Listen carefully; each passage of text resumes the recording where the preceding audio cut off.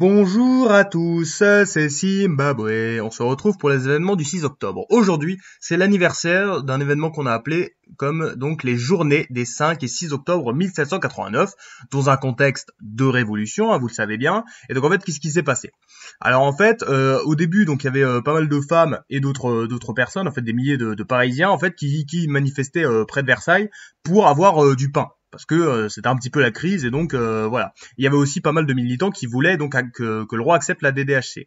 Oui, et en plus, juste après ça, en fait, ils ont été rejoints par la milice nationale. Donc il y avait carrément les hommes qui étaient censés être fidèles au roi, en fait, qui les suivaient. Donc le roi, il était un peu dans la merde et du coup, en fait, Louis XVI, hein, pour calmer le jeu, évidemment, ce bon vieux Louis XVI, hein, et ben il a décidé d'accepter les revendications et donc de devenir le roi des Français, d'accepter donc la DDHC qui devient officielle.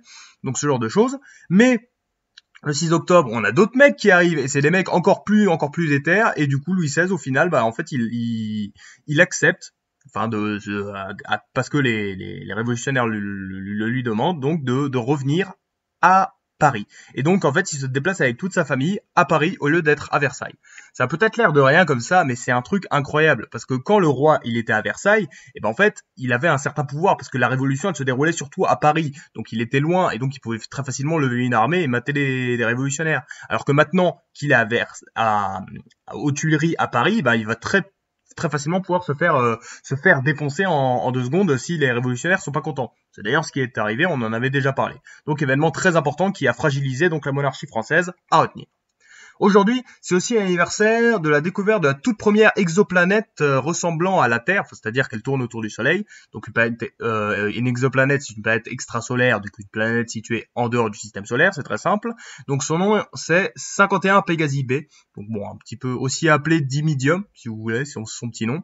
Et donc en fait, c'est une planète considérée comme étant le prototype de la classe des Jupiters chauds. Hein. Donc les Jupiters chauds, qu'est-ce que c'est? C'est des planètes comme Jupiter, la plus grande planète du système solaire, mais en plus chaud.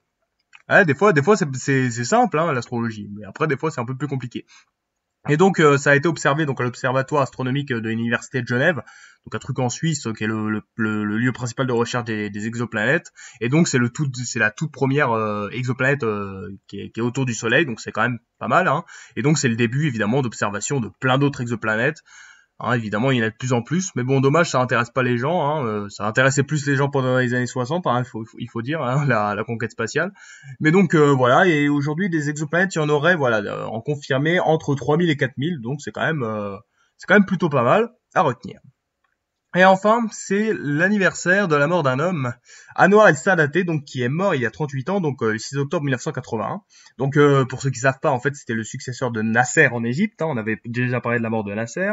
Et donc Sadat a été dirigeant pendant 11 ans et il a notamment fait donc les accords de Camp David où c'était une politique de réconciliation entre l'Égypte et Israël, ce qui n'a pas été très bien vu par les pays arabes, hein, évidemment, on a déjà parlé de ce genre de choses, et du coup ça datait déjà en septembre, il avait fait une politique où il avait emprisonné des communistes, des nasseristes, des féministes et des islamistes, et puis il y a un imam influent qui lui a, voilà, Omar Abdelrahman qui lui a mis donc une fatwa sur la tête, donc un appel au meurtre quoi, et du coup, où c'était un défilé militaire, et qu'est-ce qui s'est passé? Il y a plein de mecs qui sont arrivés, qui ont lancé des grenades, qui ont dit mort au pharaon, qui ont tiré sur lui. Donc il y a eu 7 morts, et donc Sadat est transporté, on a essayé de l'opérer, mais il est mort. Et donc voilà, évidemment, c'est un gros coup dur pour la réconciliation entre les pays arabes et Israël, parce qu'on aurait pu voir que c'était le début d'une réconciliation, sauf que non. Et du coup, après, en fait, c'est le président Hosni Moubarak qui lui a succédé.